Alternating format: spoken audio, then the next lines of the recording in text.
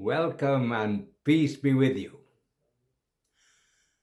Do not be afraid. Jesus says this repeatedly to his disciples, and today he says it to us. So let's listen to his words in the Gospel. Matthew chapter 10, verses 26 to 33. So do not be afraid of them. Everything now covered up will be uncovered, and everything now hidden will be made clear. What I say to you in the dark, tell in the light.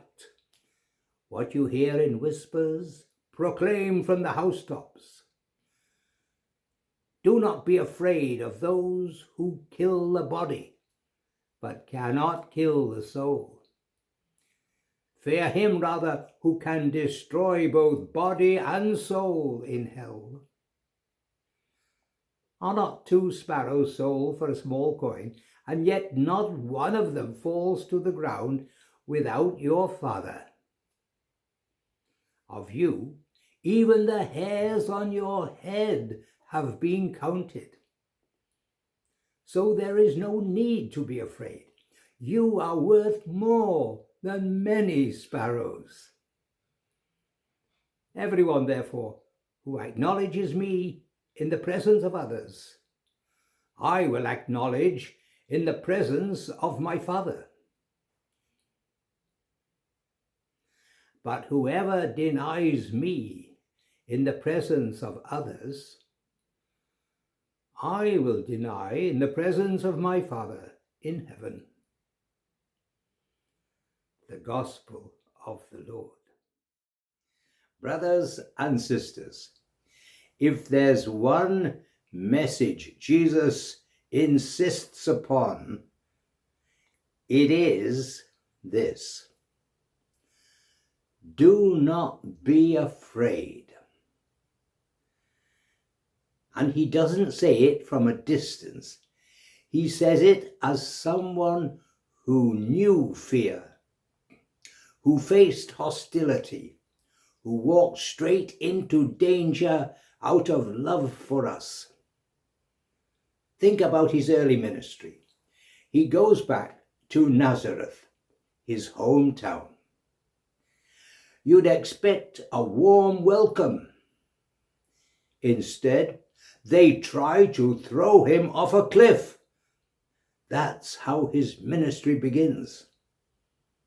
Then in Galilee, at first the crowds love him, but the moment he forgives sins, the religious leaders are furious.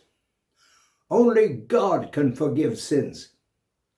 And they're right, which is exactly the point. When he calls Matthew the tax collector and eats with sinners, they're scandalized. When he declares himself Lord of the Sabbath, that's the final straw. Mark tells us that on one Sabbath, Jesus heals a man with a withered hand right in front of the Pharisees. They walk out straight away and start plotting his death. From then on, the pressure builds. Crowds crush around him, but his own family think he's lost his mind, and the scribes accuse him of being possessed. And yet Jesus keeps going. He keeps teaching. He keeps healing. He keeps loving. After he raises Lazarus from the dead, the leaders meet and decide he must die. And Judas goes to betray him. So yes, Jesus had every reason to be afraid, but he wasn't. He knew what awaited him in Jerusalem, yes, and still he went. At the Last Supper, he says, "You will all be scattered, but I am not alone, because the Father is with me. That's the heart of it. He wasn't fearless because life was easy. He was fearless because he knew his Father was with him. And Hebrews puts it beautifully for us. Let us run the race set before us with our eyes fixed on Jesus, who, for the joy set before him, endured the cross. He trusted the Father to bring him to the resurrection. And after the ascension, the disciples walked the same path. They preached the gospel in a world that didn't want to hear it. Some were imprisoned, some were stoned, some were killed. James, the brother of Jesus, was executed. Stephen was martyred. Eventually, all the apostles, including Paul, gave their lives for Christ. And then, for 3 centuries, Christians faced persecution. Hundreds were martyred. But Jesus had told them, do not be afraid. And they believed him. Even here in our own country of England, faith has been costly. In the 16th and 17th centuries, more than 350 Catholics were killed for believing in the real presence of Jesus in the Holy Eucharist. Later, even when the executions stopped, discrimination continued for generations. But they held on. They kept the faith alive. Today, things look different. There's no persecution, no prisons, no death sentences. But the attack on the faith hasn't disappeared. It's just changed its shape. Geoffrey Stuttart Kennedy captured this in his poem, When Jesus Came to Birmingham. In it, Jesus isn't crucified. He's simply ignored and allowed to die in the winter rain. And that's often what we face today. Not violence, but indifference, sarcasm, awkward silence.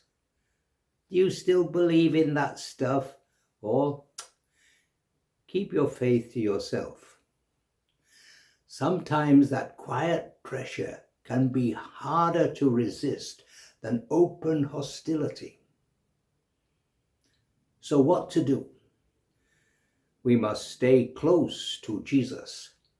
We must build a real relationship with him, because only a living faith survives in a culture like ours.